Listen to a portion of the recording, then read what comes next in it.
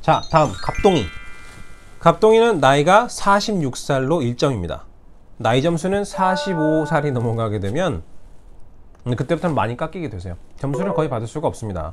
익스프레스 엔트리에서도 몇 점이었더라, 어느 정도의 나이가 넘어가게 되면 나이 점수는 빵점이기 때문에 그 나이 영역에서 이 깎이는 점수를 메이크업 하기가 쉽지가 않아요. 그래서 46살인 갑동이의 점수로는 1점. 학력은 다행히 석사를 졸업했기 때문에 갑순이의 21점보다 갑동이의 23점으로 22점을 더 받습니다. 영어 점수는 46살임에도 불구하고 영어를 정말 많이 공부를 하셨나봐요. 아니면 연수를 갔다 오셨든지. 스피킹 7, 리스닝 8, 리딩 7, 라이팅 7점으로 최고 갑순이와 동일하게 24점을 받았습니다. 경력 점수는 여전히 40살이 넘어가시는 분이기 때문에 6년 이상의 풀타임 경력을 지난 10년 안에 클레임할 수가 있으니까 총점 15점이죠. 갑순이의 3년보다는 4점을 더 받는 점수가 됩니다. 자, 캐나다 취업 여전히 빵점이고요. 다만 나는 배우자가 있기 때문에 배우자가 점수를 더할 수 있는 조건이 됩니다. 배우자 IELTS 전 영역을 4점을 받아서 필수로 받아서 5점을 가산을 해줬었어요. 그럼 배우자가 5점을 플러스를 했기 때문에 갑동이의 전문 인력 점수는 100점에서 68점이 나오는 겁니다. 나이가 이 정도가 됐는데 67점이 넘어가네요.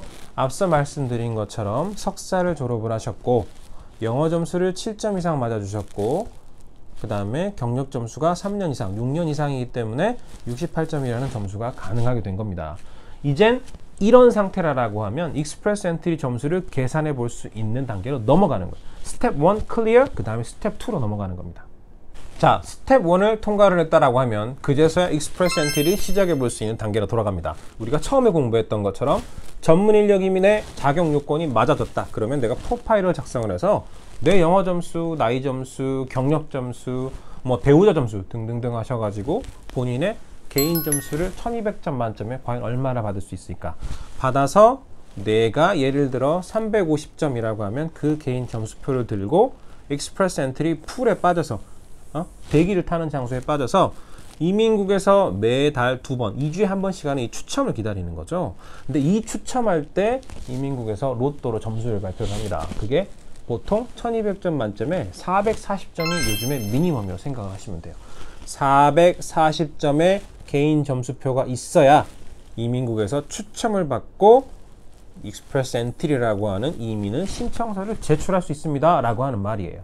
자, 68점의 첫 번째 스텝 단계를 통과를 했다라고 하더라도 개인 익스프레스 엔트리의 점수를 계산을 했을 때 내 점수가 440점보다 낮은, 예를 들어 400점을 맞았다라고 하면 결국 익스프레스 엔트리는 추첨을 받지 못한다는 얘기고 이민 신청을 하지 못한다는 얘기가 됩니다. 그럴 때는 다른 방법들이 필요하죠. 자, 전문 인력 이민이 안 된다면, 점수가 67점이 안 된다 또는 된다고 해도 익스프레스 엔트리 스코어가 400점 근처에도 못 간다. 자, 그러면 보통은 무조건 캐나다에서 취업한 후에 LMIA를 지원받는 방법으로 50점을 가산을 하거나 또는 취업 후에 PMP를 지원을 받아서 600점을 가산을 하는 방법이 있습니다. BCPMP에는 익스프레스 엔트리 연동 BCPMP라고 하는 BC 주정부 이민 프로그램이 있고요. 알버타에는 AOS 중에 익스프레스 엔트리 AOS라고 하는 익스프레스 엔트리 연동 알버타 이민이 있습니다. 그렇듯이 각 주마다 연동해서 신청할 수 있는 익스프레스 엔트리 주정부 이민 프로그램이 있기 때문에 결국은 그 주에 내가 취업을 해서 회사에서 일을 하는 동안 회사의 서포트를 받아서 주정부 이민을 신청하는 방법이 여러분의 다음 단계가 돼야 되는 거예요. 자, 바꿔 말해서 아니 나는 한국에서 돈도 많이 벌고 있고 다만 이민을 생각을 해봤다 뿐이지 굳이 내가 그런 어려운 작업을 거쳐서 영어도 안 되는데 캐나다 취업을 해야 되거나 집값도 비싼데 나 굳이 거길 넘어가야 된다거나 날씨도 안 좋은데 내가 왜 굳이 거길 가야 될까? 영주권을 주면 모를까? 이렇게 생각하시는 분, 취업을 못하겠다? 굳이 이민 전에 캐나다로 올 마음이 전혀 없다? 그렇다면 전문 인력 이민은 여러분의 옵션이 절대 아니게 된 거예요. 아니 캐나다로 오기 싫다라고 하면 솔직히 영주권을 받고 캐나다로 오겠다라고 하는 프로그램 몇 가지의 프로그램 빼고는 절대 여러분의 이민이 아니게 되는 겁니다. 이 다음 시간에는 LMIA와 PMP 등등 이렇게 차근차근 알아보긴 할 텐데 일단은 경험 이민 알아봤고 전문 인력 이민 알아봤으니 이 다음에는 전문 요리사 이민을 알아보도록 할 겁니다. 전문 인력 이민으로 여기까지 이 풀에까지 신청을 할 수 있는 67점까지는 맞아줄 수 있는 사람들이라고 하면 어떤 주의 프로그램을 선택하냐에 따라서 주정부 이민 프로그램을 먼저 신청을 해서 인비테이션을 받는 여러 가지 전략을 짜볼 수도 있어요. 여기까지만이라도 들어올 수 있으면 그것만으로도 캐나다 이민을 신청할 수 있는 첫 번째 발자국은 시작을 한 겁니다. 한번 노력을 해보시고요.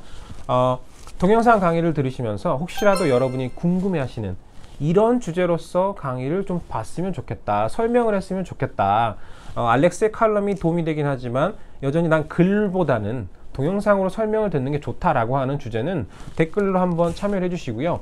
저희가 골라서 강의를 만들어 드릴 수 있는 부분이 있으면 저희가 작업을 해보겠습니다. 또는 오늘 했던 강의에 대해 질문이 있으면 댓글을 남겨주세요. 저희가 답변을 할 수 있는 대로 꼬박꼬박 답변을 달아드리겠습니다. 그러면 다음 시간에 FSTW, Federal Skilled Trade Worker, 정말 많은 사람들이 기다리는 요리사 이민에 대해서 알아보도록 하겠습니다.